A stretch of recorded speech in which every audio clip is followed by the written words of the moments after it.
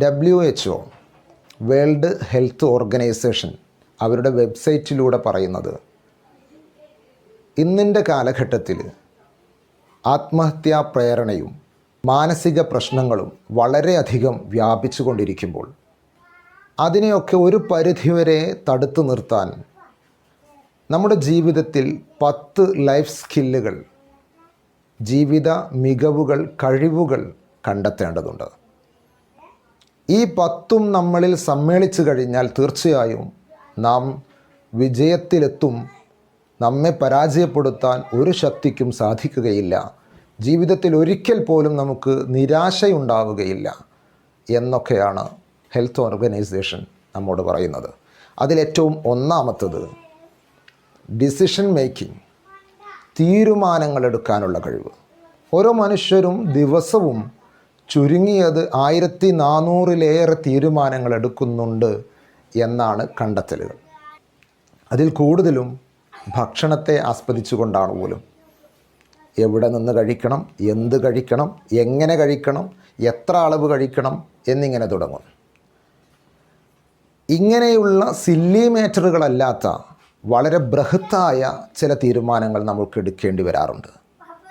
നമ്മുടെ ജീവിതത്തെ തന്നെ മാറ്റിമറിക്കുന്ന തീരുമാനങ്ങൾ, ചിലപ്പോൾ അബദ്ധങ്ങളായിപ്പോയാൽ ജീവിതം തന്നെ നശിച്ചു പോകുന്ന തീരുമാനങ്ങൾ. നിങ്ങളുടെ തീരുമാനങ്ങളാണ് നിങ്ങൾ എന്ന് പറയാറുണ്ടല്ലോ. ഈ തീരുമാനങ്ങളൊക്കെ 100% പെർഫെക്റ്റ് ആയിക്കൊള്ളണമെന്നില്ല. കാരണം ഭാവിയെക്കുറിച്ചാണ് തീരുമാനിക്കാൻ പോകുന്നത്. അത് നമ്മുടെ കയ്യിലുള്ളതല്ല. പക്ഷേ പല കാര്യങ്ങളെയും അടിസ്ഥാനപ്പെടുത്തിക്കൊണ്ട് നമുക്ക് ഏറ്റവും നല്ല തീരുമാനം എടുക്കാൻ വേണ്ടി ശ്രമിക്കാം. വേൾഡ് ഫേമസ് മോട്ടിവേറ്ററായ ടോണി റോബിൻസ് പറയുന്നുണ്ട്, ഈ ലോകത്ത് ഏറ്റവും വലിയ വിഡ്ഢി എന്ന് പറയുന്നത് ഞാനെടുക്കുന്ന തീരുമാനങ്ങൾ ഒരിക്കലും തെറ്റുകയില്ല, അത് തെറ്റരുത് എന്ന് വലിയ വാശിയും ആ തീരുമാനങ്ങൾ തെറ്റിയാൽ തകർന്നു പോവുകയും ചെയ്യുന്നവനാണ്. ശരിയാണ്, ചിലപ്പോൾ തെറ്റിയേക്കാം. അത് വീണ്ടും അടുത്ത തീരുമാനത്തിനുള്ള ഒരു മോട്ടിവേഷനായി കണ്ട് നല്ല തീരുമാനങ്ങൾ എടുക്കാൻ വേണ്ടി ശ്രമിക്കുകയാണ് വേണ്ടത്. ഇവിടെ തീരുമാനങ്ങൾ എടുക്കുമ്പോൾ ശ്രദ്ധിക്കേണ്ട ചില കാര്യങ്ങളുണ്ട്. അതിലൊന്നാമത്തതാണ് ഐഡൻറ്റിഫൈ ദി ഡിസിഷൻ. അതായത് നമ്മുടെ ഡിസിഷൻ നമ്മൾ ആദ്യം ഒന്ന് ഐഡൻറ്റിഫൈ ചെയ്യുക. Understand the problems and situations എന്ന് പറയും. ആ സിറ്റുവേഷനുകൾ, അതിൻ്റെ പ്രശ്നങ്ങൾ, വരും വരായികകൾ അതൊക്കെ ഒന്ന് മനസ്സിലാക്കി ശരിക്കും അതിനെക്കുറിച്ചൊന്ന് പഠിക്കുക, മനസ്സിലാക്കുക. രണ്ടാമത്തെ ഒരു സ്റ്റെപ്പാണ് കളക്ട് ദി റെലവൻറ്റ് ഇൻഫർമേഷൻസ്.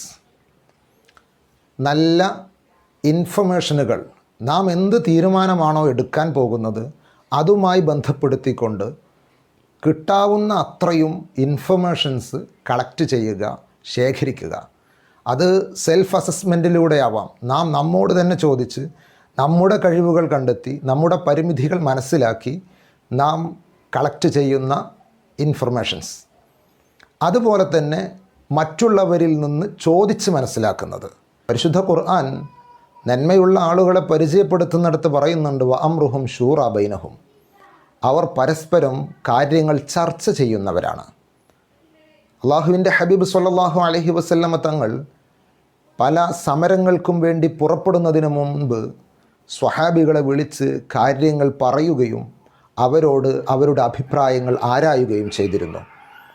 ഇതിൽ നബി സ്വല്ലല്ലാഹു അലൈഹി വസല്ലമ തങ്ങൾ പറയുന്ന അഭിപ്രായങ്ങളാണ് 100% ശരിയെന്ന് മുത്തുനബി സ്വല്ലല്ലാഹു അലൈഹി വസല്ലമ തങ്ങൾക്കറിയാം. കാരണം ഇൻ ഹുവ ഇല്ലാ വഹ്യുൻ യൂഹ, അള്ളാഹു പറയാത്തതൊന്നും മുത്തുനബി പറഞ്ഞിട്ടില്ല.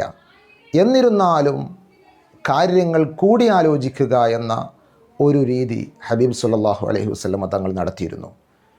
അതിലുമുപരി അള്ളാഹു സുബ്ഹാനഹു വ തആല തന്നെ മനുഷ്യനെ സൃഷ്ടിക്കുന്ന സമയത്ത് ആദം നബി അലൈഹി സ്വലാത്തു വസ്സലാമിൻ്റെ സൃഷ്ടിപ്പിന് മുമ്പ് മലക്കുകളെ വിളിച്ചുകൂട്ടി പറഞ്ഞില്ലേ, ഇന്നി ജാഇലും ഫിൽ അർളി ഖലീഫ, ഞാനൊരു പ്രതിനിധിയെ ഭൂമി ലോകത്തേക്ക് അയക്കാൻ ശ്രമിക്കുന്നു. എന്താണ് അഭിപ്രായം? അവിടെ അള്ളാഹുവിനറിയാം അവരെന്ത് പറയുമെന്ന്, അവസാനം തീരുമാനം എന്താകുമെന്ന്. എന്നാലും ഒരു മുഷാവറ, ഒരു കൂടിച്ചേരൽ, ഒരു കാര്യങ്ങളുടെ അന്വേഷണം, ഇത് ഏറ്റവും നല്ലതാണെന്ന് നമ്മെ പഠിപ്പിക്കുന്ന സംഭവങ്ങളാണതൊക്കെ. അതുകൊണ്ട് നമുക്ക് വിശ്വസ്തരായ, ഏറ്റവും വിശ്വസിക്കാവുന്ന, നമ്മുടെ ഗുണങ്ങളെ ആഗ്രഹിക്കുന്ന, നാം ഉയർന്നു കാണണമെന്ന് ചിന്തിക്കുന്ന, നമുക്ക് മുന്നേ ഇങ്ങനെയുള്ള കാര്യങ്ങളൊക്കെ ചെയ്ത് എക്സ്പീരിയൻസ് നേടിയ, ഈ നാം ചെയ്യാൻ പോകുന്ന കാര്യത്തെക്കുറിച്ച് കൂടുതൽ അറിവുള്ള ആളുകളോട് പോയി കാര്യങ്ങൾ ചോദിക്കുക, കാര്യങ്ങൾ മനസ്സിലാക്കുക. എന്നിട്ട് അവരിൽ നിന്നും നമ്മുടെ ഉള്ളിൽ നിന്നുമൊക്കെ കിട്ടുന്ന ഇൻഫർമേഷൻസ് കളക്ട് ചെയ്യുക. മൂന്നാമത്തെ ഒരു സ്റ്റെപ്പാണ് ഐഡൻറ്റിഫൈ ദി ആൾട്ടർനേറ്റീവ്സ്, ഓപ്ഷൻസുകൾ. എല്ലാ വിധത്തിലും ഇങ്ങനെയായാൽ അങ്ങനെയായാൽ എല്ലാ സാധ്യതകളെയും കുറിച്ച് പഠിക്കുക. അതൊക്കെ മനസ്സിലാക്കി വെക്കുക, ഐഡൻറ്റിഫൈ ചെയ്യുക. അതിനെക്കുറിച്ച് കൂടുതൽ റിസർച്ച് നടത്തുക. അതോടൊപ്പം തന്നെ അത് പ്രയോറിറ്റി ഓർഡറിൽ നാം റൈറ്റ് ചെയ്ത് വെക്കുക, എഴുതി വെക്കുക. അതിൻ്റെ ഏറ്റവും നല്ല വശം, നാം ചെയ്യാൻ പോകുന്ന എല്ലാ ആൾട്ടർനേറ്റീവ്സും ശേഖരിച്ചതിന് ശേഷം ഓപ്ഷൻസുകളിൽ ഏറ്റവും നല്ലത്, പിന്നെ നല്ലത്, പിന്നെ നല്ലത്, അങ്ങനെ ഓർഡറിൽ, പ്രയോറിറ്റി ഓർഡറിൽ നാം അത് എഴുതി വെക്കുക. ചിന്തിച്ചതുകൊണ്ട് കാര്യമില്ല, എഴുതി വെക്കുക തന്നെ വേണം. നാലാമത്തെ സ്റ്റെപ്പ് ഡിസിഷനും കോൺസിക്വൻസസും റിവ്യൂ ചെയ്യുക.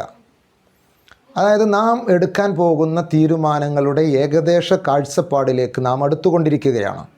ഇപ്പോൾ ഇതുവരെയുള്ള കളക്ഷൻസ് വെച്ച്, ഡാറ്റകൾ വെച്ച് ഇങ്ങനെ തീരുമാനമെടുത്താൽ എന്താകും, ഞാൻ ഇതാണ് തീരുമാനമെടുക്കാൻ പോകുന്നത്, ഇതുകൊണ്ടുള്ള കോൺസിക്വൻസസ് എന്തൊക്കെയാണ്, പ്രശ്നങ്ങൾ, വരും വരായികകൾ എന്തൊക്കെയാണ്, എന്തൊക്കെ ഞാൻ ഫേസ് ചെയ്യേണ്ടി വരും, എന്തിനെയൊക്കെ ഞാൻ തരണം ചെയ്യേണ്ടി വരും എന്നുള്ളത് ഒരു ദീർഘവീക്ഷണം ഒന്ന് ഇരുന്ന് ആലോചിക്കുക.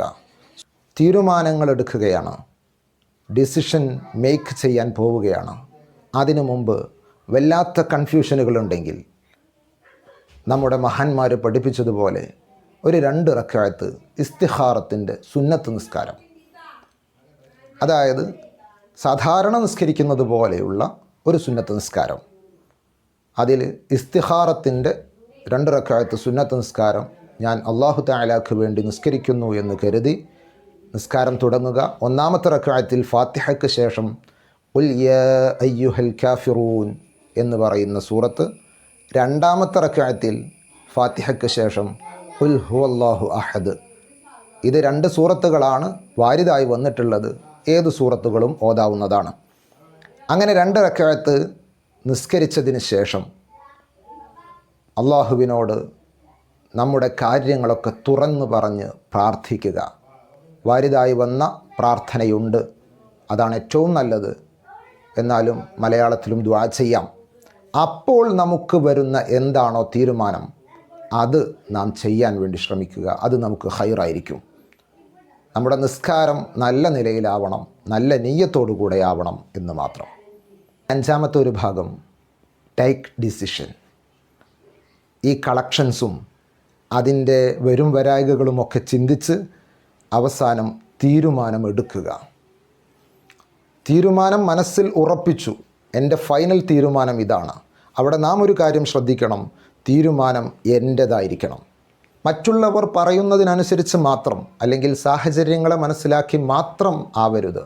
എൻ്റെ ഉള്ളിൽ നിന്ന് എൻ്റെ കാര്യങ്ങൾ എങ്ങനെയൊക്കെയാണ്, എൻ്റെ പരിമിതികൾ എത്രയാണ്, എനിക്ക് ഈ വസ്തുവിന് വേണ്ടി ഇറക്കാൻ എത്ര പണമുണ്ട്, എൻ്റെ കയ്യിൽ എത്ര വരുമാനമുണ്ട് എന്നിങ്ങനെ എന്നെക്കുറിച്ച് മനസ്സിലാക്കി എൻ്റെ കാര്യങ്ങളൊക്കെ പഠിച്ചതിന് ശേഷമായിരിക്കണം തീരുമാനമെടുക്കുന്നത്.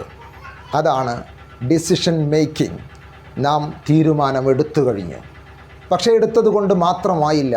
ആ എടുത്ത തീരുമാനം അടുത്ത സ്റ്റെപ്പ് വരുന്നത് ഇംപ്ലിമെൻറ്റേഷനാണ്, ഇംപ്ലിമെൻറ്റ് ചെയ്യുക.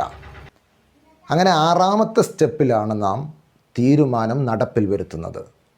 ഇങ്ങനെ സ്റ്റെപ്പ് ബൈ സ്റ്റെപ്പായിട്ട് തീരുമാനങ്ങൾ നടപ്പിൽ വരുത്തുമ്പോൾ ചിലപ്പോൾ അവിടെയും പാളിച്ചകൾ വന്നേക്കാം.